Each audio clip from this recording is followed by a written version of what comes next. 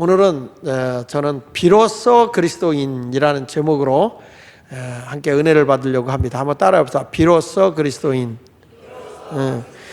이 비로소 그 말은 오랫동안 참고 기다리다가 어떤 일이 처음으로 이루어졌을 때, 내가 어떤 일들이 이루어지기를 바라면서 열심히 노력하고 했는데 그것이 처음으로 오랜 기간에 거쳐서 이루어졌을 때, 비로소 이루어졌네, 이렇게 얘기를 하거든요.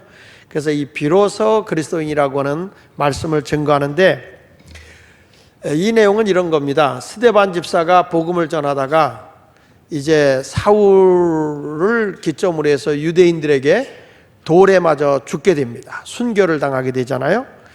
이 스데반 집사가 돌 맞아 죽는 순교가 있고 난 뒤부터 기독교가 엄청나게 혹독할 정도로 환난을 당하게 됩니다. 상상할 수 없는 괴로움과 고통을 당하게 돼요.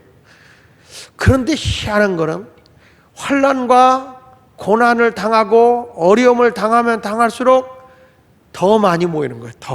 더. 예수님 당시에도 그 예수님이 많은 핍박을 당하고 조롱을 당하지만 사람들이 구름대같이 몰리고 인산인해를 이루는 거예요. 그러니까 이때에 너무나 많은 사람들이 몰려들죠. 특별히 예루살렘으로 사람들이 말이죠, 하루에도 수천 명씩 예수 믿는 자들이 막 몰려드는 거예요. 이제 그랬을 때 로마인들과 유대인들이 이러다가 저들이 많이 모여들었다가 밀란이 일어나면 어떡할까? 밀란이 일어나서 로마하고 싸우자고 하면 이게 굉장히 혼란이 올 텐데 어떡할까? 이런 것 때문에 유대인의 지도자들이 애굽의 군사들과 로마의 군사들과 연합을 해가지고 예수 믿는 사람을 아주 잔인할 정도로 핍박을 가하고 죽이고 감옥에 집어넣고 하는 이런 일을 하는 겁니다. 마치 바로 왕이 이스라엘 백성이 점점 번성하고 강해지니까 저들이 우리와 싸우고 이 땅에서 나갈까 두렵다 해서 계속적인 압력을 가하고 핍박을 가하고 나중에 가서는 사내 아이가 태어나면 죽이라고 산파들에게 명령이 내릴 정도로 상당히 어려움이 온 것과 똑같아요. 출애굽기 1장 9절로 10절에 보면 그가 그 백성에게 이르되 이 백성 이스라엘 자손이 우리보다 많고 강하다. 자, 우리가 그들에 대하여 지혜롭게 하자. 다 같이 읽어보세요. 두렵건대 그들이 더 많게 되면 전쟁이 일어날 때 우리 대적과 합하여 우리와 싸우고 이 땅에서 나갈까 한다. 그래가지고 이 유대인들이 이스라엘 백성들이 애굽하고 싸우고 나갈까 두렵다. 그래서 저들에게 무거운 짐도 지우고 점점 생활고도 어렵게 하고 남자가 태어나면 나일강에 던져버리고 이러한 그 있을 수 없는 그 환난과 고난을 당하게 되는 거죠.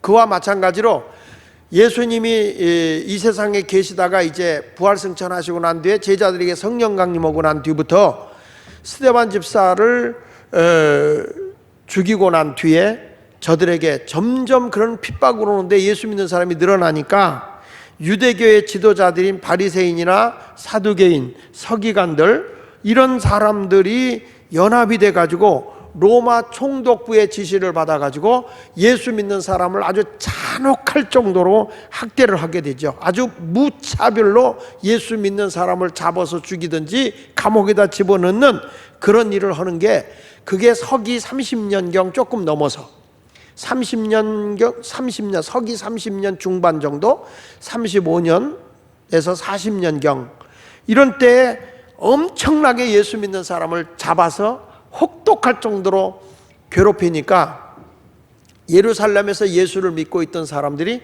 예루살렘에 더 이상 있을 수가 없어요. 그래가지고 이들이 뿔뿔이 흩어지는 겁니다. 막 흩어져 가지고 예루살렘에서 나가버리죠. 나가니까 그때 베니게, 구브로, 안디옥 이런 데로 흩어지게 됩니다. 이걸 우리가 뭐라고 얘기하죠? 답은 디아스포라. 뭐라고 그러죠? 디아스포라라고 그래. 그러니까 이 예수 믿는 사람들이 너무 핍박을 당하니까 옆으로 번져서 나가서 막 이쪽 저쪽으로 흩어지는 거죠. 자, 이런 어려움이 왔는데 여러분, 예수 믿는 사람의 심장에 불이 붙는데 그 불이 때리면 때릴수록 바깥으로 번져서 불 붙는 거예요. 그러니까 우리가 이 잔디밭에 불 붙잖아요. 그러면 그거 끈다고 막 꺼요. 그러면 이 불덩이 옆으로 막 튀어. 그러면 옆에서 불이 나. 이스라엘 백성들을 예수 믿는 사람들을 유대인들이 학대하고 핍박을 하면 할수록 이들은 이방으로 흩어져서 거기서 뭘 전하느냐? 복음을 전하는 거예요. 예수를 전하는 겁니다. 그 대표적인 것이 이제 안디옥까지 간 거예요. 한번 읽어보겠습니다. 사도행전 11장 19절부터 한번 보겠습니다. 시작. 그때 스데반의 일로 일어난 환란으로 말미암아 흩어진 자들이 베니게와 그브로와 안디옥까지 이르러 유대인에게만 말씀을 전하는데 그 중에 구브로와 구레네 몇 사람이 어디에 이르러? 안디옥에 이르러 헬라인에게도 말하여 주 예수를 전파하니 주의 손이 그들과 함께 하심에 수많은 사람들이 믿고 주께로 돌아오더라. 할렐루야. 여러분 보십시오. 예수 믿지 말라고, 예수 전하지 말라고, 예수 믿는 사람 잡아 죽이고 감옥에다 집어넣고 학대하고 고난이 오는데 이들이 예루살렘에 있을 수가 없으니까 흩어지는 거예요. 흩어지는 데마다 뭐가 전해지는 거예요? 예수가 전해지는 거예요. 이방인에게 복음이 전파되어지는 거예요. 이제 유대인에게 전하다가 헬라인들 이방인들에게 복음이 전파되어지는데 어디에도 그게 일어났냐? 안디옥에도 그 일이 일어나서 주의 손이 그들과 함께 하니까 믿는 사람들이 엄청 많았다. 수많은 사람들이 믿고 주께로 돌아오더라. 할렐루야. 여기서 우리가 깨닫는 게 뭐냐면 전도는 내 힘으로 하는 게 아니에요. 주님의 능력이 함께할 때 역사가 일어나게 될 줄로 믿습니다. 우리가 힘들고 어려워도 그래서 예수를 전하는 거예요. 우리는 지금 핍박받지 않잖아요. 예수 전한다고 누가 핍박합니까? 그래도 우리는 예수를 못 전하는 거 보면 기적이요. 이들은 매를 맞으면서도 죽어가면서도 감옥에 갇히면서도 예수를 전하는 거예요. 예수 믿으십시오. 예수 믿으십시오. 구원 받으십시오. 이렇게 담대하게 예수를 전하기 시작하니까 이 안디옥에 교회가 어마어마하게 부흥되는 거예요. 그런데 이 스데반이 집사잖아요. 스데반 집사가 죽었고 여기서 지금 누가 등장하냐면 이 안디옥이라고 하는 곳에 평신도들이 가서 복음을 전했는데 예수 믿는 사람들이 구름대같이 몰려든다는 얘기를 듣고 예루살렘 교회에서 그러면 그 교회를 잘 영적으로 지도할 사람을 보내자. 그래서 보낸 게 누구냐면 바나바를 보내는 거예요. 안디옥에 누구를 보냈다고요? 바나바를 보내는 거야. 할렐루야. 할렐루야. 우리 최강철 목사님이 저 관악지방에 새소망교회로 부임해서 가게 됐어요. 3월 중순에 그 교회로 가십니다. 여러분 여기서 찬양하고 열심히 했는데 거기 가서 불 못 붙이면 우리가 불을 들고 갔다가 던지고 와야 돼. 근데 그곳에 가서 하나님의 부흥을 일으키고 막 이런 역사를 일으켜야 되는데 지금 이 당시에 바나바라고 하는 사람도 그쪽으로 이제 가서 이 교회를 부흥을 시키게 된 거예요. 부흥을. 그래 가서 보니까 바나바가 가서 복음을 조금만 터치했는데도 얼마나 순수하게 아멘하고 받아들이는지. 우리 교인들 같아. 순수해서 무슨 말을 전해도 아멘 아멘 그래. 그죠? 아멘은 잘한다마는. 그래가지고 순수하게 복음을 받아들이니까 이 교회가 엄청나게 부흥이 되는데 이 바나바가 어떤 사람이냐면 저 성경 사도행전 11장 24절에 보니까 바나바는 어떤 사람이요? 착한 사람이요 성령과 믿음이 충만한 사람이라 다같이 이에 큰 무리가 죽게 더하여지더라. 여기 보면 바나바는 착한 사람이요 성령과 믿음이 충만한 사람이라 이에 큰 무리가 죽게 더하여지더라. 누가 가서 더 크게 됐어요? 누가 가서? 바나바가 가서. 나바 그러니까 이 사람이 봐요. 착한 사람이지, 성령 충만하지, 믿음도 충만하지. 이분이 가서 말씀을 전하니까 그냥 사람들이 너무너무 많은 거예요. 그러니까 이 바나바가 자기 힘으로 감당할 수가 없어요. 평신도가 하는데 한계가 있는 거야. 그래서 우리 교회에 영적인 능력 있고 말씀의 가르침의 은사가 있는 사람을 모셔야 되겠다. 그래가지고 다소에 있는 바울을 찾아가는 거예요. 바울을 찾아가서 바나바가 바울 목사님, 지금 안디옥에 사람이 엄청 많이 몰려듭니다. 좀 바울 목사님께서 오셔서 이 교회를 좀 잘 가르쳐 주시고 인도해 주셨으면 좋겠습니다. 가지고 거기 이제 바울이 되기 전에 사울을 찾아간 거죠. 한번 보겠습니다. 오늘 본문 사도행전 11장 25절에 이렇게 말씀하잖아요. 바나바가 누구를 찾아갔어?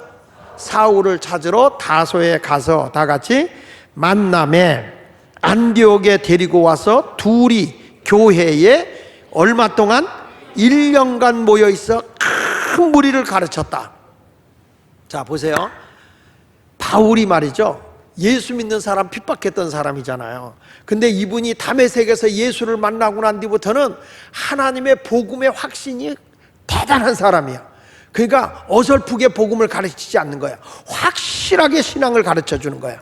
하나님의 사람은 이렇게 살아야 된다. 복음의 본질적인 것을 확실하게 안디옥 교회에 가르치니까 여기 보십시오. 큰 무리를 가르쳤고 제자들이 안디옥에서 비로소 그리스도인이라 일컬음을 받게 되었다. 여러분, 여기서 나오는 비로소 오랜 기다림 끝에 처음으로 별명이 불려진 게 그리스도인이요. 우리 어렸을 때 열심히 예수 믿으면 뭐라고 얘기했죠? 예수 믿는 사람 보고? 그렇지, 예수쟁이. 아이고, 저 예수쟁이 간다. 저 예수쟁이들, 저거 예수꾼들. 아이고, 저 예수에 미친 것들. 이런 소리를 들었어. 요즘에 그런 소리를 안 들어. 그러니까 여러분들은 예수를 현찮게 믿는 거지. 어디를 가도 저 예수에 미친 사람, 저 예수쟁이, 저 예수꾼, 이런 소리가 들려야 되거든요. 우리가 알듯이 누구죠? 아브라함도 독자 이삭을 하나님께 드렸을 때 하나님께서 이런 말해요. 내가 내 사랑하는 내 아들 내 독자도 내게 아끼지 아니하였으니, 창세기 22장 12절에 보면 내가 이제야 내가 나를 경외하는 줄을 알았다. 이제야 내가 나를 경외하는 줄 알았다. 여러분, 이게 얼마나 기가 막힌 거예요. 아니, 이 창세기 22장 12절에 있는 이 말씀을 통해서 보면 그동안에 얼마나 아브라함이 제단도 쌓고 기도하고 하나님 앞에 영광 돌리는 그런 일들을 얼마나 많이 했어요. 그런데 우리 하나님이 기다리고 또 기다리고 기다려봤는데 이 세상에 그 무엇보다도 오직 하나님을 으뜸으로 모시는 걸 보니까 내가 이제야 내가 하나님을 경외하는 줄 알았다. 한번 여기 같이 한번 읽어보세요. 시작. 사자가 이르되 천사가 이르되 그 아이에게 내 손을 대지 말라. 그에게 아무 일도 하지 말라. 내가 내 아들 내 독자까지도 내게 아끼지 아니하였으니 내가 이제야. 그러니까 아브라함이 믿기는 믿는데 어설프게 믿었던 거죠. 근데 자기 생명보다 더 소중하고 자기 생명보다 더 귀하게 여기는 독자 이삭을 제물로 드리기까지 헌신하는 걸 보고 하나님이 이제야 내가 하나님을 경외하는 줄을 알았다, 이렇게 인정을 하는 거예요. 여러분, 우리가 하나님께 인정받는 거 중요하잖아요. 그렇죠? 하나님에게 인정받는 거 중요해. 두 번째, 누구에게도 인정받아야 되느냐? 마귀한테도 인정받아야 돼. 그러니까 이 귀신이 예수님이 지나가니까 내가 하나님의 아들인 걸 알았습니다, 인정하잖아요. 또 이 시몬이라는 마술사가 사도들이 막 귀신을 쫓아내고 능력 행한 걸 알고 자기도 흉내낸다고 예수님의 제자들 쫓아다녔던 시몬이라는 자가 미친 자에게 달려들으니까 미친 자가 그의 옷을 홀딱 벗겨놓으면서 우리가 바울도 알고 사도들도 아는데 넌 누구냐? 그래서 도망갔잖아. 그러니까 귀신이 귀신같이 하는 거예요. 예수를 잘 믿냐 못 믿냐 귀신한테도 인정받아야 돼. 교회 와서 누구한테 사람한테 인정받는 것도 중요하겠지만은 먼저 영적인 세계로 하나님에게 인정받고 귀신에게도 인정받고 그 다음에 누구한테도 인정받아야 돼. 사람에게도 인정받아야 돼. 이거 여기 안디옥 교인들이 예수 믿는 사람들은 자기들하고 다른 거야. 정말 예수에 자기들하고 다른 삶을 살아가니까 저 그리스도인이다, 기름 부음 받은 자들이다, 별명을 붙인 거예요. 자기들이 그리스도인이라고 이름을 표한 게 아니고 남이 그리스도인이라고 이름을 붙여준 겁니다. 나는 우리 예수마을 교인들이 어디를 가든지 간에 좀 이 정도로 조롱받을 정도로 예수에 미쳐 살았으면 좋겠어. 굉장히 인격적이고 아주 훌륭하게 예수 믿는 것 같아도 사실은 예수에 바르게 미쳐 살아야 돼. 예수님이 지나갈 때 뭐라고 얘기했어요? 바울 보고 너의 많은 학문이 너를 미치겠구나 그러잖아요. 미쳤다는 소리 듣잖아요. 예수님도 야 저거 요셉의 아들이 아니냐, 마리아의 집안에 있는 자 아니냐, 그래서 예수를 미쳤다고 소문을 냈어요. 미쳤다. 그러니까 그의 육의 형제들이 예수님을 붙잡으러 오잖아요. 미쳤다는 소리를 듣고. 그래서 바깥에 사람이 많아서 못 오니까 어머니와 그리고 당신의 형제들이 밖에 와서 기다리고 있나이다. 그랬을 때 예수님이 누가 내 부모고 내 형제냐? 바로 하나님의 말씀을 듣고 지키는 이 사람들이 내 형제다. 이렇게 말씀하는 거예요. 주님이 원하는 사람은 어떤 사람이냐? 하나님의 말씀을 듣고 지켜 순종하는 사람들. 그분이 주님의 가족이라는 거예요. 야, 오늘 여기 성경에 보니까 성령이 충만해가지고 이 안디옥이라는 곳에서부터 그리스도인이라는 별명이 붙기 시작한 거예요. 우리 감리교라는 이름도요 별명이거든요. 너무 예수 믿는 사람들이, 감리교인들이 규칙적인 생활을 철저하게 하니까, 규범 있게 규칙적인 생활을 하니까 뭐라고 얘기냐면 저 메소디스트들 간다. 그게 무슨 얘기냐? 규칙쟁이. 그래서 이 감리교의 메소디스트라는 이 감리교의 뜻이 뭐냐면 규칙쟁이, 규범이 있는 자들, 이런 뜻이에요. 이게 별명이 붙은 게 감리교예요. 감리교. 예수는 멋지게 믿어야 돼. 그러나 하나님의 놀라운 복이 임하게 될 줄로 믿습니다. 그러면 그리스도인은 어떤 사람일까? 첫째, 그리스도인은 구원받은 자예요. 따라합시다. 그리스도인은 구원받은 자다. 여기 보세요. 25절을 보니까 25절에 바나바가 사울을 찾으러 다소에 가서 만남의 안디옥에 데리고 와서 둘이 교회에 1년간 모여서 큰 무리를 가르쳤고, 그 다음에 뭐라고 했어요? 제자들이. 그래서 여기서 제자들이라는 것은 예수가 그리스도이심을 믿는 자들을 제자들이라고 그랬어요. 12제자는 사도라고 얘기를 했고, 이 세상의 모든 그 환난과 핍박을 당하면서 예수 믿는 사람들을 제자라고 얘기했어요. 제자. 그러니까 이 사람들이 누구냐? 제자라는 거예요. 이런 분 있잖아요. 많은 분들이 이렇게 가다 종교가 뭐예요? 이렇게 물어보면 뭐라고 대답하죠? 종교가 뭐예요? 그러면은 많은 분들이 기독교인이라고, 기독교라고. 근데 이 사람은 교회도 안 다녀. 근데 어떻게 기독교인이냐? 그랬더니 우리 집안 식구 가운데 예수 믿는 사람이 있다는 거예요. 그래서 자기가 기독교인이라는 거예요. 여러분, 우리나라의 불교인들, 뭐 종교가 뭐예요? 불교인이 그러지만은 우리 부모님 때, 우리 조상님 때 불교를 다녔기 때문에 불교인이라고 하는 사람도 있어요. 근데 그게 진정한 불교인이 아니잖아요. 우리도 교회는 안 다니는데 자기의 부모나 위에 할머니, 할아버지가 예수를 믿었기 때문에 자기도 기독교인이라고 하는 사람이 있어요. 교회는 안 다녀도 자기는 그래도 하나님은 믿는데. 이런 분들 여러분 만나보셨어요? 나만 만나봤나? 그런 분 있잖아요. 이게 뭐냐면 이건 그리스도인이 아닌 거예요. 그리스도인은 누구냐? 그랬을 때 예수 그리스도가 내 허물과 죄를 위해서 십자가에 죽었고, 그 예수 그리스도가 사흘 후에 부활했다는 사실을 믿음으로써 내가 그분을 통해서 죄가 용서받고 그분을 통해서 내가 하나님과 화목해진다는 확신의 믿음이 있어야 이게 거듭난 거예요. 그러니까 이 구원받은 자가 그리스도인이지, 뭐 누가 불러놓고 나 기독교인이라고, 그래서 그 사람이 그리스도인이 아닌 거예요. 이 기독이라는 말이 뭐예요? 기독이라는 게 그리스도라는 말이에요. 그리스도. 한문으로 그리스도를 기독이라고 쓰는 거예요. 그러니까 기독교 그러면은 그리스도교 이런 말이에요. 그러니까 우리가 보면 지금 이분들이 자, 예수를 믿느냐? 믿는다. 당신 종교가 뭐냐? 기독교다. 하나님을 믿느냐? 믿는다. 근데 왜 교회는 안 다니냐? 우리 집안이 원래 기독교 집안이었어. 이래. 그런데 이 사람은 뭔지 아세요? 아무에게 붙어서 늘 술, 담배도 하고 노름도 하고 향락에 빠져 살아. 그런데 종교가 뭐냐? 그러면 기독교라고 그러잖아요. 이건 아니에요. 이건 그리스도인이 아니에요. 진정한 그리스도인은 거듭난 자인 걸 믿으시기 바랍니다.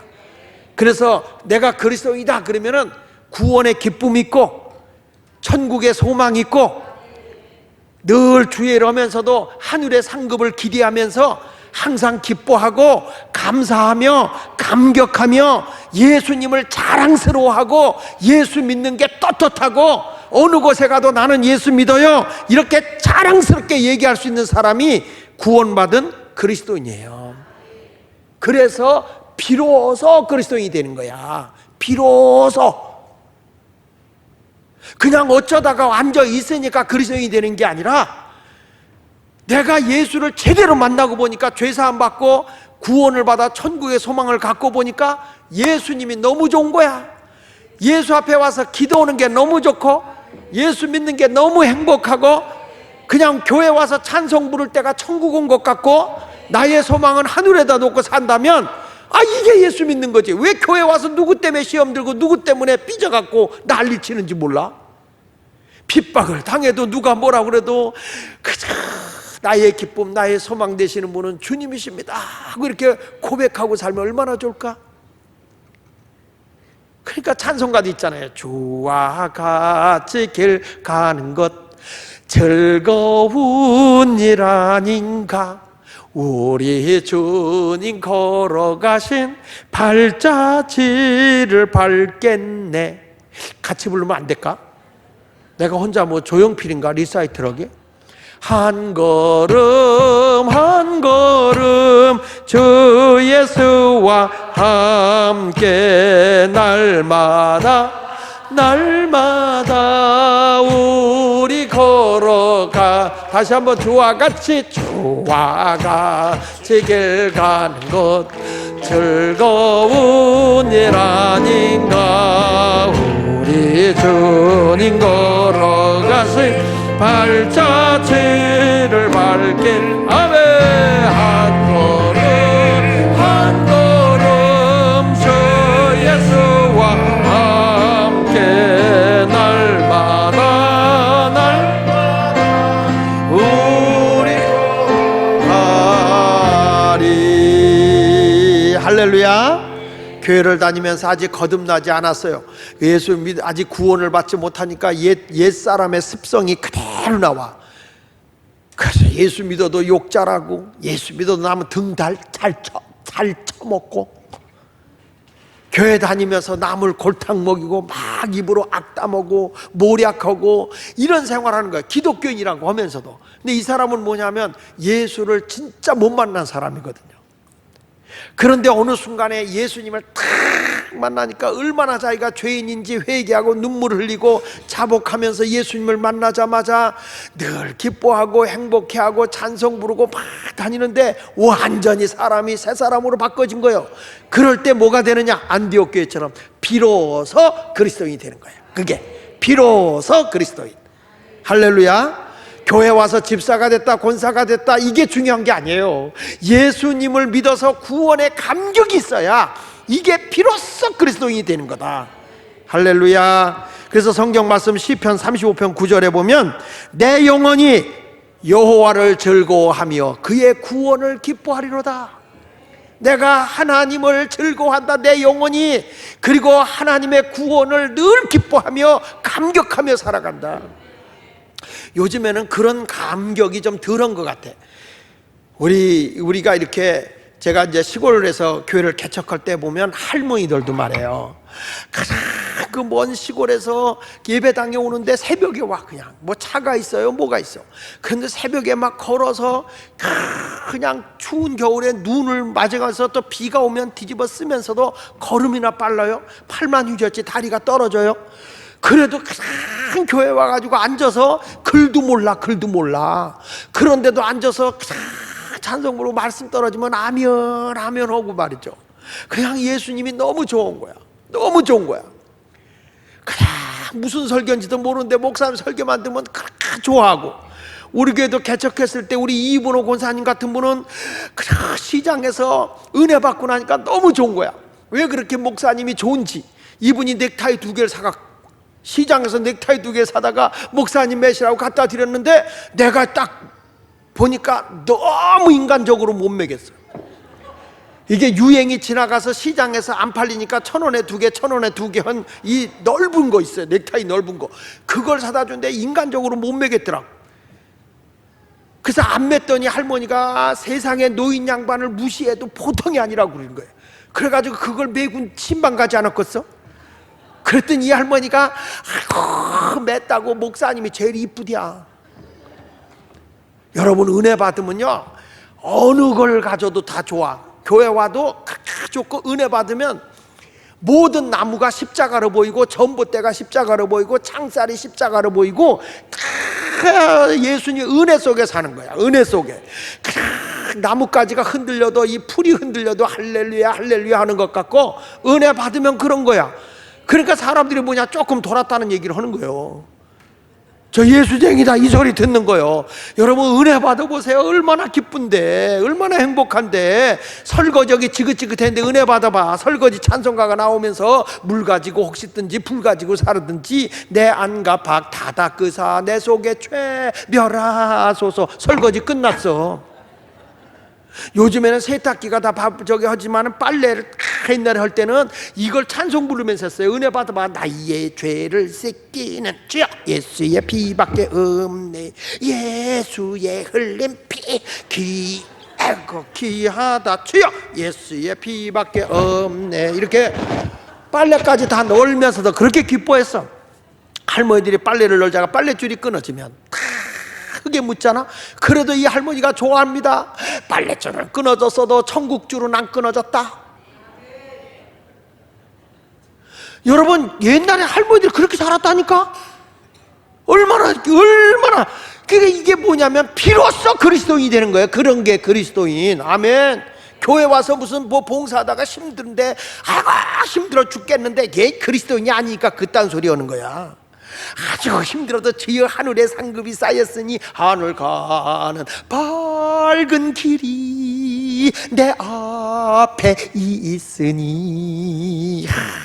그냥 뭐든 이러면서 천국을 바라보면서 늘 기쁘게 살아. 그 세상 사람들이 그러는 거예요. 아니 예수 믿는 사람은 뭐가 그렇게 좋아서 그렇게 기쁘게 사냐고. 이게 왜냐 천국의 문이 열리니까 약간 나사 풀린 것 같잖아.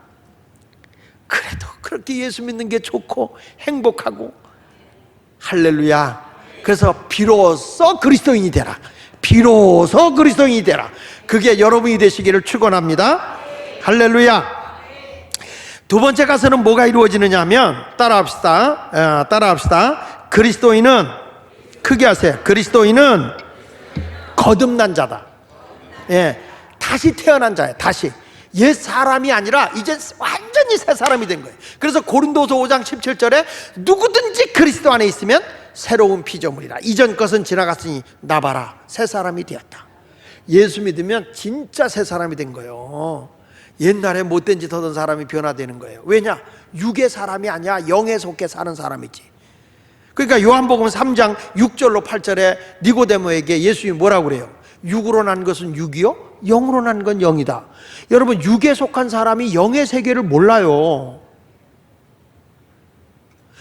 태어나면서 소경인 사람이 백합꽃이 어떻게 생긴지 알아요, 몰라요? 몰라요. 여러분은 알아요, 몰라요? 알아요. 지난 주일에 여러분 이 어버이 설날이라고 우리가 세배도 하고 딱 들어올 때 풍선으로 이렇게 꽃 모양을 만들었잖아요. 우리 박미애 권사님이 그 꽃 이름을 나한테 가르쳐 주더라고요. 목사님 이게 무슨 꽃이라고요? 근데 뭐 처음 들어보는 이름이라 모르겠어. 지금도 기억이 안 나. 근데 나는 그런 꽃을 본 적이 없어요. 근데 가르쳐 줘도 잘 모르겠어. 그 꽃 이름을 뭐라고 그랬죠? 프린치야? 프리지야? 후루지야? 후리야? 후리지야? 몰라. 하여튼 들어본 적이 없고 그 꽃 이름은 잘 모르겠어요. 저는 무식해 제가. 그러니까 그 꽃이 풍선으로만 본 건데 저렇게 생겼을까? 그 보지는 않았어요. 근데 이게 보지 못한 사람은 몰라요. 자, 백합꽃은 하얗다. 하얀 걸 본 적 있어야지 소경이. 뭐가 하얀 건지를. 백합꽃은 나팔같이 생겼다. 나팔을 본 적 있어야지. 그러니까 사람의 언어는 보지 않은 것을 본 것처럼 이해를 시킬 수가 없어요. 그러니까 육에 속한 사람을 영의 것으로 이해를 시킬 수가 없기 때문에 영의 세계는 내가 경험으로 체험으로 알아야 영적인 세계를 보는 거예요. 할렐루야. 저는 시골에서 봤을 때 꽃은 내가 본 건 다 알아. 민들레, 할미꽃, 개나리, 또 철쭉꽃, 또 진달래. 진달래네 순 가지고 엄청 싸움했네. 누가 끊어주나? 내게 제일 셌어. 하여간에 그러면서 다 내가 본 거는 확실히 알아. 우리 집에 시골에 살 때 담장을 사철나무로 엮어놨어. 그래서 사철나무를 내가 알아. 그리고 옆에 보면 대나무가 있었고 감나무가 있었어. 야, 여러분, 감꽃 떨어진 걸 이렇게 띄어가지고 그거 이렇게 머리에다 이렇게 띄고 월계관 같이 오고 다닌 거 여러분 해봤어? 그 시골에 사는 사람 해봤어. 난 그런 건 해봐서는 알아. 밀도 어떻게 비벼 먹는지 아나. 우리 집 사람이요, 제가 덴버에 가서 다람쥐가 지나간 거예요. 그래서 다람쥐다 그랬더니 아따, 우리 집 사람이 눈을 하얗게 뜨고 나한테 무슨 다람쥐가 조만하냐는 거예요. 그 무슨 소리야? 다람쥐야 저거. 그랬더니 자긴 책에서 봤는데 엄청 컸대. 책에서 봤는데 엄청 컸다는 거야. 그래서 아니요, 그건 다람쥐가 아니요, 이게 다람쥐야. 이게 그림이니까 크게 그려놓은 것 뿐이지 이게 다람쥐야. 그랬더니 그제서 저게 다람쥐야? 내가 질 뻔했다니까. 그러니까 사람이 보지 않으면, 경험하지 않으면 몰라요. 우리도 영적인 세계는 내가 뭘 해야 되느냐? 봐야 되고 경험해야 되는 거야. 그러니까 여기서 예수님이 하시는 말씀에 육으로 난 것은 육이다. 우리가 육으로는 다 똑같이 사람으로 보인다. 근데 뭐가 다냐? 우리는 영으로 다시 태어났다. 영으로 난 것은 영이다. 그래서 내가 너에게 거듭나야겠다는 말을 놀랍게 여기지 말라. 바람이 힘으로 불면 내가 그 소리를 들어도 어디서 와서 어디로 가는지 알지 못하나니 다 같이 성령으로 난 사람은 다 이와 같은 거다. 성령으로 새롭게 난 사람은 영적인 세계를 가지고 살게 돼 있어요. 우리가 영의 세계를 알고 영적인 경험을 하는 사람은요, 기도의 응답을 알고 기도의 맛을 아는 사람은요, 기도에 오게 돼 있어요. 열심히 기도하게 되어 있어요. 그걸 모르면 안 돼요. 웨슬리는 거듭남의 체험이 있었어요. 그래서 거듭남의 체험이 있어야 내가 어떤 확신이 오느냐면 하나님의 자녀라는 확증이 생기는 거예요. 다시 태어남이 없으면, 새 사람으로 내가 다시 태어나지 않으면 영의 세계를 위해 살아가는 게 아니라 교회를 다녀도 계속 육의 것, 땅의 것만 위해 살아요. 바울은 거듭나서 천국을 보고 오니까 땅의 것이 다 배설물 같더라는 거예요. 명예도 권세도 시민권도 학벌도 다 배설물 같더라. 돈도 다 배설물 같더라. 인분과 같더라. 오직 천국을 보니 그 영의 세계가 너무 좋더라. 그래서 이 바울은 빌립보서 1장에서 난 지금이라도 빨리 죽어서 영이신 우리 주님이 계신 저 천국에 가고 싶은 마음이 간절하다. 그러나 사는 것도 너희에게 이 구원의 복음을 전할 수 있어서 유익하지만 개인적으로는 나는 빨리 지금이라도 이 세상을 떠나서 천국에서 살고 싶다. 이게 영의 문이 열린 사람만이 가능한 거잖아요. 여러분 모두가 거듭난 사람이 되었으면 좋겠어요. 고린도전서 2장 14절에 이렇게 말합니다. 다 같이 읽어보겠습니다. 시작. 육에 속한 사람은 하나님의 성령의 일들을 받지 아니하나니 이는 그것들이 그에게는 어리석게 보이며 또 그는 그것들을 알 수도 없나니 그러한 일은 영적으로라야 분별되기 때문이다. 그러니까 여러분, 우리가 육에 속해서 세상적인 지식만을 의지하고 살아가는 사람은 영적인 세계를 가지고 살아가는 사람들 이상하게 본다니까. 오히려 우리 보고 미련하다, 곰탱이라 그런다는 거예요. 그래서 안디옥 교인들 보고 비로소 그리스도인이라고 낙인이 찍힌 거라는 거죠. 근데 우리는 그 소리를 들어야 된다는 거예요. 예수마을교회 다니면 교인들이 극성이다. 아멘 안 하는 거 봐. 예수마을교회 가면 성도들이 극성이다. 아주 열심이다. 저들은 얼굴색이 다르다. 근데 우리 교회 오는 분들이 그래요. 외부 목사님들 오시면 예수마을교회는 뭔지 모르게 활동성이 있다는 거예요. 얼굴이 활기가 있다는 거예요. 얼굴이 예쁘대. 여러분 정말 은혜 받으면 예쁘잖아? 안 예뻐요? 여러분 은혜 받아봐. 목사가 되게 이쁘다. 은혜 받으면 목사가 되게 멋있어요. 내려가 보고 별거 아니네. 그런데 강단에 있을 때는 다 은혜가 되니까 너무 기뻐한다고. 여러분들도 어때요? 교회에서 열심히 충성하고 열심히 하는 분들 만나면 얼마나 이뻐요? 얼마나 좋아요? 나만 그런 게 아니에요. 다 그래요. 기도 같이 하는 사람 같이 하면서 막 영적으로 나를 잘 케어해 주는 사람이 있어봐. 너무 고맙고 너무 행복하고 너무 기쁘고 너무 좋은 거예요. 그래서 육에 속한 사람은 하나님의 성령의 일을 받지 않아, 받아들이지 않는다는 거예요.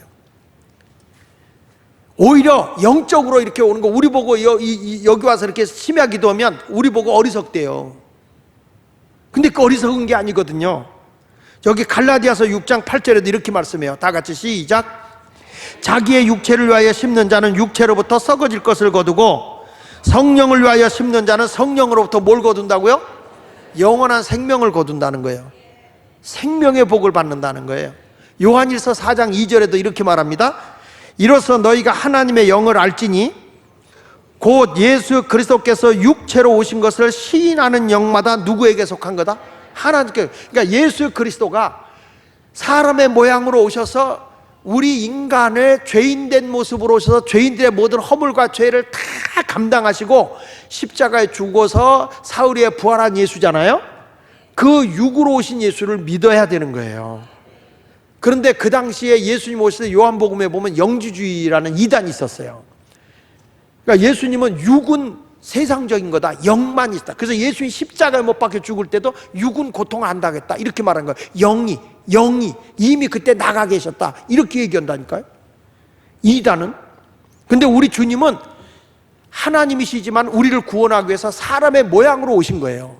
그래서 여기 성경에 육체로 오신 것을 시인하는 영마다 하나님께 속한 거다. 그래서 하나님이 창조주 하나님, 우리를 섭리하시고 주관하신 하나님으로 오신 그 하나님이 여호와 하나님이라고 한다면 인간을 죄에서 구원하기 위해서 사람의 옷을 입고 이 땅에 오신 하나님이 예수 그리스도예요. 구원의 하나님.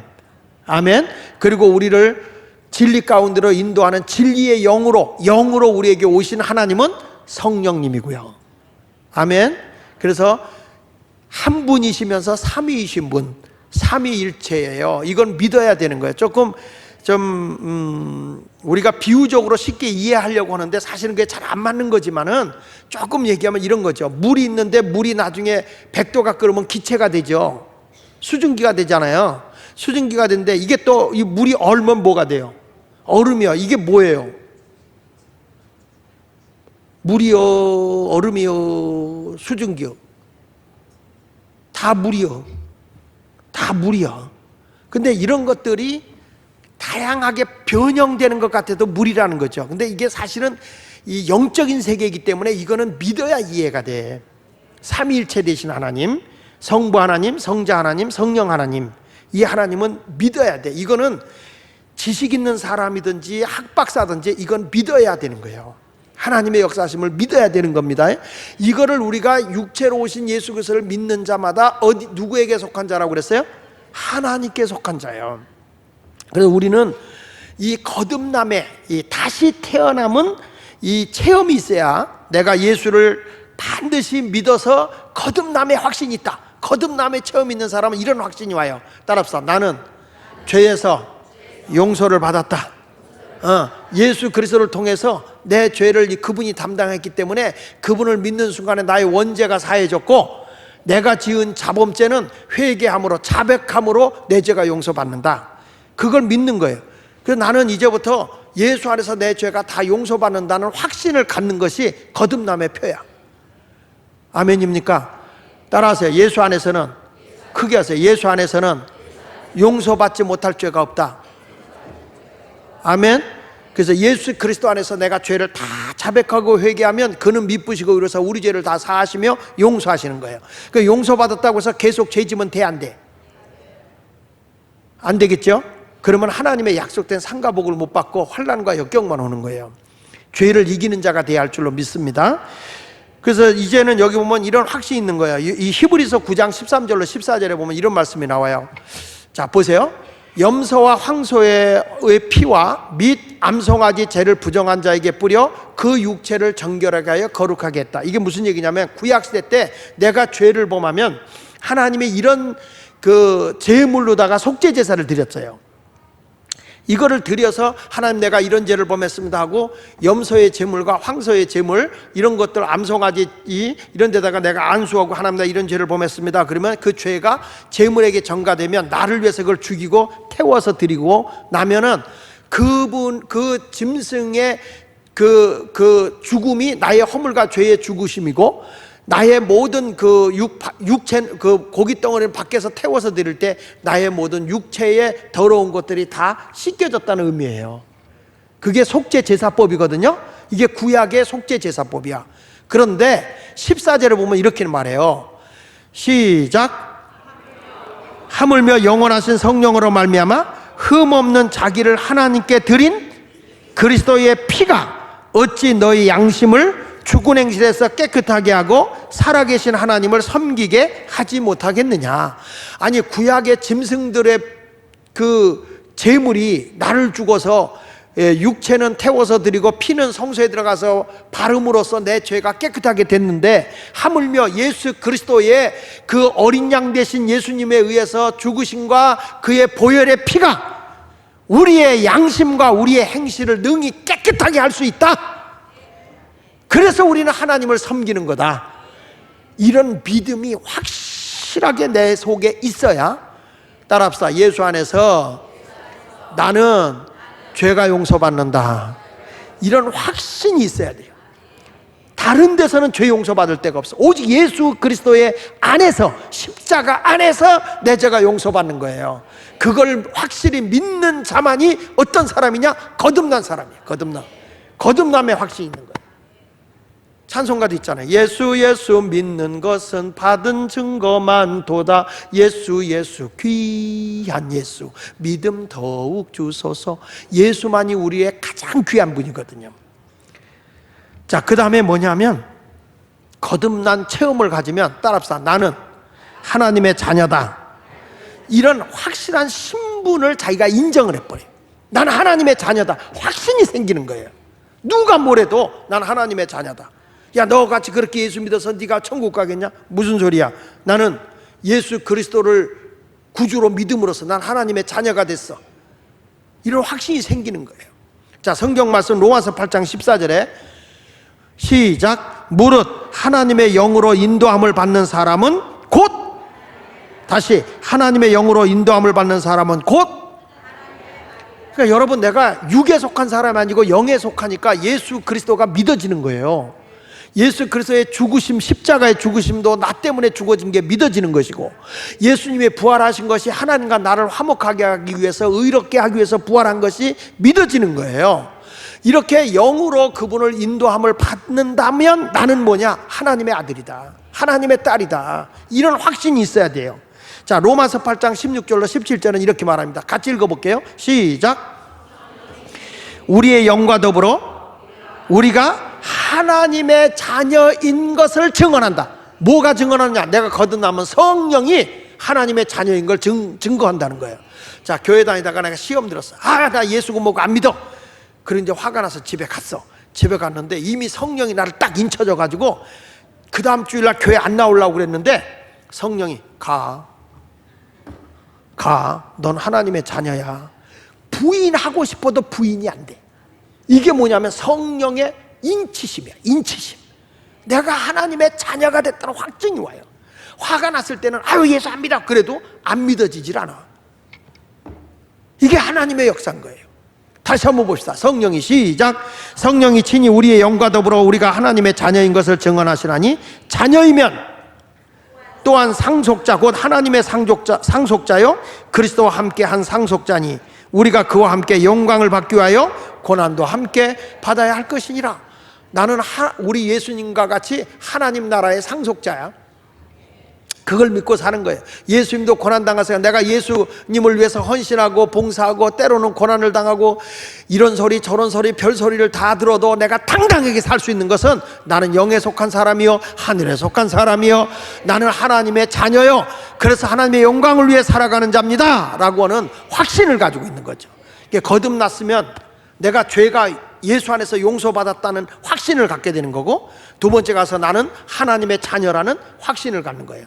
야, 너 같은 것도 천국 가냐? 누가 이단이 와서 그래도 나는 예수를 믿어. 예수님이 내 허물과 죄를 위해서 십자가에 죽었고 부활한 걸 나는 믿어. 그래서 그분의 은혜로 그 예수를 내가 중심에 모시고 살기 때문에 그분의 은혜로 난 하나님의 자녀다. 야, 너 같은 게 무슨 하나님의 자녀냐? 마귀 타고 다닌다. 아니야, 난 하나님의 자녀야. 누가 나를 넘어뜨리려고 자꾸 신앙을 옆에 막 찌르고 해도 스스로 난 하나님의 자녀야. 성령의 인침을 받았기 때문에 하나님의 자녀다. 이런 확신을 가지고 살아야 돼. 믿으시기 바랍니다. 그런 사람은요, 거듭남에 확신 있는 사람은 따라합시다. 천국과 영생이 내게 있도다. 확실히 믿는 거예요. 요한복음 10장 28절 29절 읽어볼게요. 시작. 내가 그들에게 영생을 주노니 영원히 멸망하지 않아. 여러분, 나는 이제 멸망당할 수가 없어. 예수가 내 안에 계시기 때문에 영원한 생명을 가진 자예요. 또 그들을 내 손에서 빼앗을 자가 없다. 누구도 나를 뺏어갈 자가 없다. 난 하나님의 자녀다. 나는 주님 안에 있다. 난 영생을 소유한 자다. 난 천국 백성이다. 난 죽어도 천국 간다. 마귀가 날 못 뺏어간다. 두려움이 없어야 돼요. 29절 보실래요? 29절 시작. 그들을 주신 내 아버지는 만물보다 크심에 아무도 아버지 손에서 빼앗을 수 없느니라. 내가 누구의 자녀예요? 하나님 아버지의 자녀 아닙니까? 누가 나를 뺏어갈 자가 없는 거예요. 오늘부터 어깨 펴고 당당하게 사세요. 예수 믿는 사람은 당당할 필요가 있어요. 근데 얼굴 보면 덜 당당해. 다시 한번 당당하게 사세요. 할렐루야. 내가 아주 훌륭한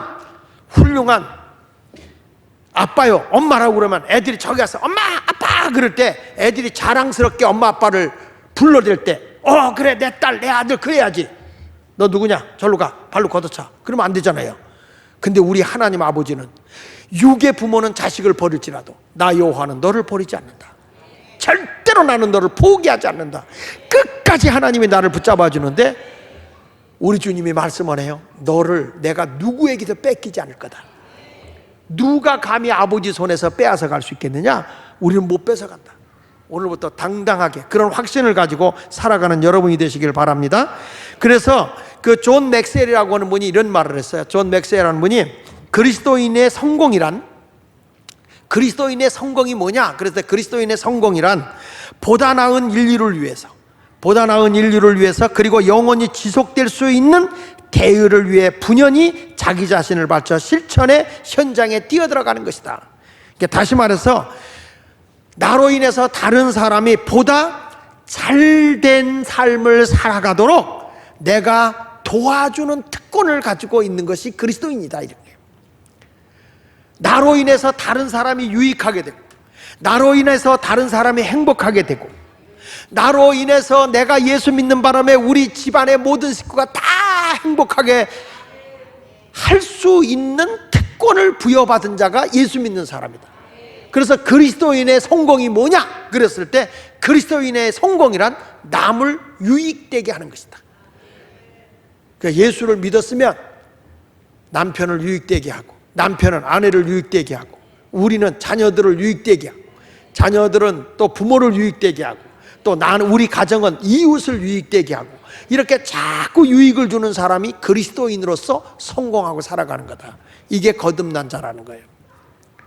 오늘 이 말씀을 붙잡고 살았으면 좋겠어요. 그래서 시편 37편 4절에 이렇게 말합니다. 또 여호와를 기뻐하라. 그가 내 마음의 소원을 뭐하리로다? 내게 이루어 주시리로다. 할렐루야. 우리가 하나님을 기쁨으로, 내가 이제는 거듭난 자잖아요. 하나님의 자녀로 다시 태어났다 이 말이야. 하나님 나라 백성으로 다시 태어났다. 나는 그동안에 죄로 인해서 육에 속한 사람인데 예수 그리스도를 믿음으로 다시 태어났다. 이것이 확신이 있을 때 다른 사람들이 볼 때 뭐라고 하니? 비로소 그리스도인이라고 인정하는 거야. 이런 확신을 가지고 샀을 때. 아니 나 하나 먹고 살기도 힘들어 죽건데 왜 남에까지 유익하게 하고 남에게 도와줘. 아이고 참 정신 빠진 사람이야. 자기만 잘 살면 됐지 왜 남까지 저렇게 도와주려고 했어. 그럴 때 남을 도와주려고 했을 때 비로소 그 사람이 뭐다? 그리스도인이다. 그래서 예수 믿는 사람은 나만을 위해서는 못 살아. 나만을 위해서는 못 사는 거예요. 어쩔 수 없어. 여러분 그런 마음들, 누가 불쌍한 사람 있으면 조금이라도 주고 싶은 마음 안 들어? 안 드는구나. 에? 뭔가 좀 정말 안 됐다는 사람 있으면 뭔가 이렇게 좀 주고 싶은 마음이 생기잖아요. 이게 그리스도인이거든. 자, 옆에 너무 안 됐어, 너무 딱해. 그러면 딱한 사람 보면 어떻게 해야 돼?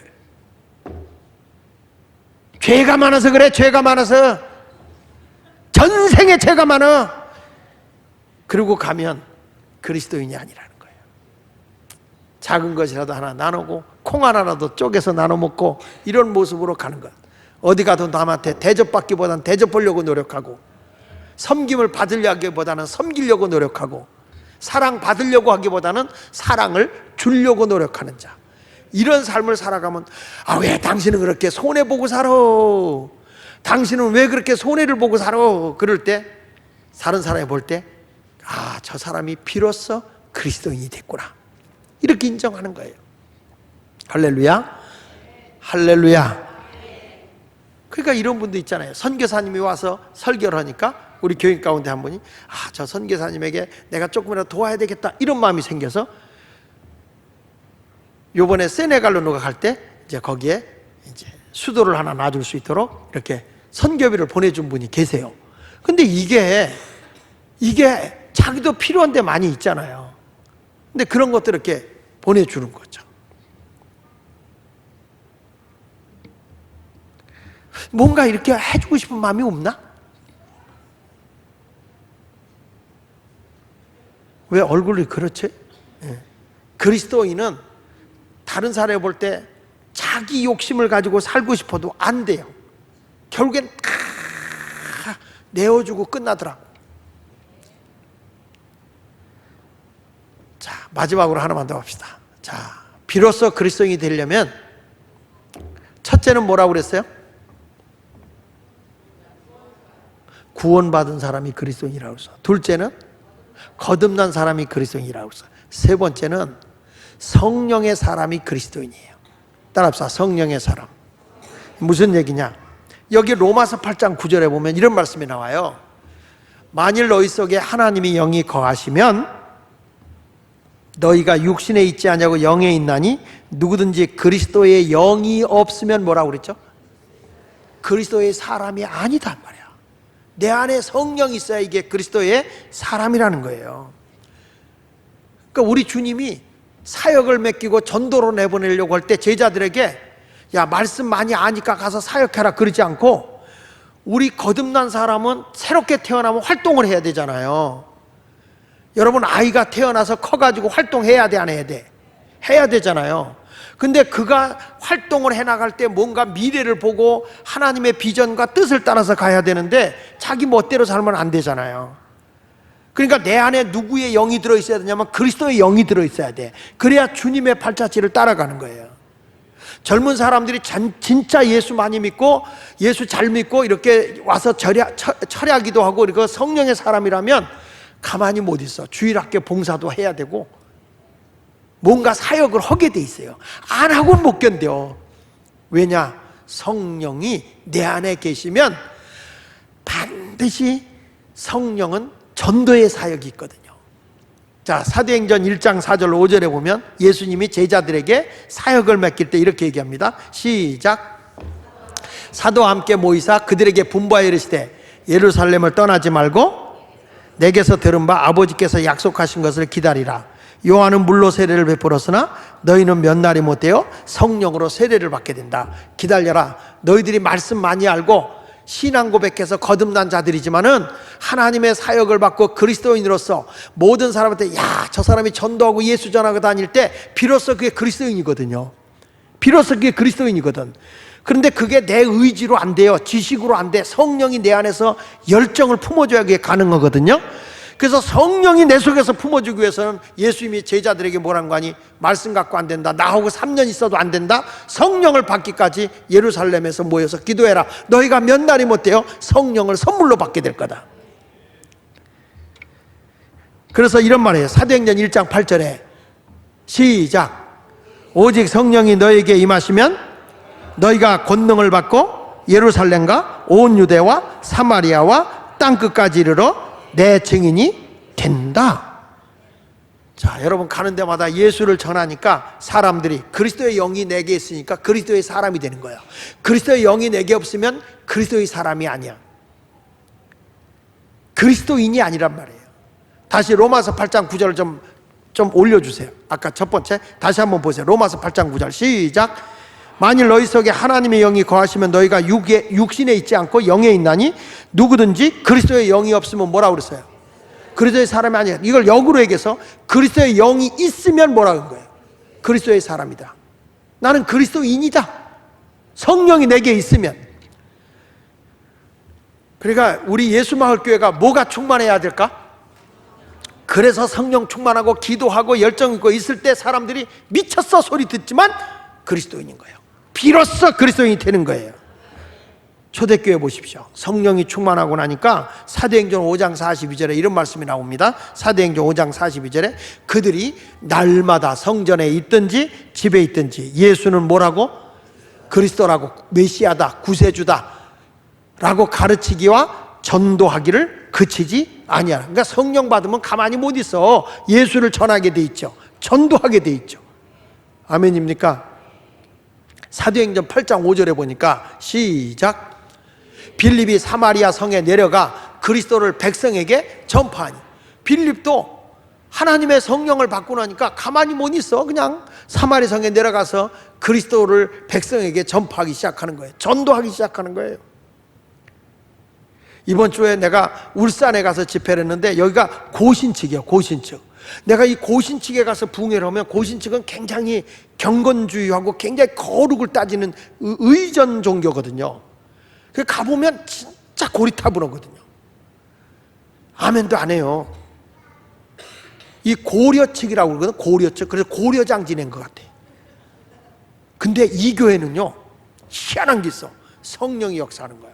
찬송을 하는데 고려측인데도 고신측인데도 막 찬양하면서 춤을 추고 통성기를 시켜놓으니까 막 방언을 하는 거야. 그 내가 그 목사님한테 그랬네. 목사님 이단이요? 그랬어요. 목사님 이렇게 방언하면 고신의 이단이요. 그랬더니 목사님 우리 고신 달라졌어요 그러더라고. 고신 달라졌대. 그래서 나 고신측 부흥회 계속 가봤는데 안 달라졌던데. 근데 우리 교회는 달라졌다는 거예요. 근데 그 교회가 그렇게 젊은 사람이 많아. 성령이 역사하는 교회예요. 우리 교회도 이제 전도되어지고 하나님의 역사를 이루려면 뭘 받지? 하나님의 영이 내게 임하도록 기도하시기를 바랍니다. 그러면 전도가 되게 돼 있어요. 사도행전 9장 22절에도 이렇게 말합니다. 사울은 힘을 더 얻어 예수를 그리스도라 증언하여 다메섹에 사는 유대인들을 당혹하게 했다. 바울이 가는 데마다 막 예수가 그리스도야, 예수가 메시아다, 예수가 메시아다. 예수를 유대인들이 십자가에 못 박혀 죽였는데 예수가 부활했다, 예수가 메시아다, 예수가 우리의 구세주다, 예수가 우리를 구원하러 오신 거다. 그거를 그냥 율법의 전문가였던 바울이 단호하게 예수를 전하기 시작하니까 유대인들이 당황하지 않을 수가 없는 거예요. 유대인들을 굴복시키는 것이죠. 이런 일을 하니까 하나님의 역사하신 가운데서 막 부흥의 역사가 일어나고, 야, 저 예수쟁이들, 저 예수쟁이, 이 소리가 듣는 거예요. 여기 보십시오. 사도행전 11장 26절 하반절에 보면 안디옥에서 다 같이 비로소 그리스도인이라 일컬음을 받게 되었더라. 다시 비로소 뭐라고? 그러니까 여러분 죽음이 온다 해도 최선을 다해서 복음을 전하면 저 예수쟁이들 우리 예수마을교회가 주일날 2부 예배 끝나면 마을별로 전도로 다니잖아요. 막 여기 가서 예수 믿으세요, 저기 가서 예수 믿으세요. 아이고 예수마을교회 저 예수쟁이들, 이 소리 들어야 된다니까. 정말 예수마을교회 별나다 이 소리가 들어야 돼. 이게 원래 이게 맞는 얘기요. 고난이 와도 스데반 집사처럼 돌에 맞아 죽어도 여러분 초대교회 성도들은 다 복음 전하다가 예수 믿다가 얼마나 많이 죽어요. 야고보는 칼에 맞아 죽죠. 바울은 목이 잘려서 죽죠. 베드로는 십자가에 거꾸로 매달려 죽죠. 폴리갑은 불에 태워서 죽이죠. 성경에 이렇게 말합니다. 여기 히브리서 11장 36절에 보면요, 이렇게 말해요. 자 보세요. 또 어떤 이들은 예수 믿는 것 때문에 어떤 이들은 뭐라고 그랬어요? 조롱당하고. 사람이요 차라리 한 대 얻어 터지는 게 나아.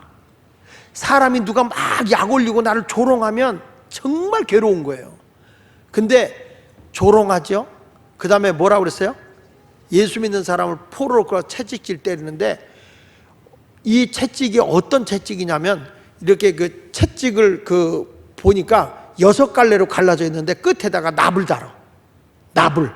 그러면 이걸 콕 때리면 채찍이 휙 감기면서 등어리에 가서 이 납이 꽂혀버려. 팍 꽂히면 그걸 확 잡아당기면 살 조각이 푹푹 떨어져 나가는 거예요. 여러분 그런 채찍을 맞았다니까? 우리가 채찍 맞다니까 짝짝짝 이런 게 아니야. 그 다음에 뭐라고 그랬죠? 묶이고 또 결박을 당하고 뭐라고 그랬어요? 옥에 갇히고 옥에 이런 옥에 감옥에 갇히고. 그뿐입니까? 뭘 했죠?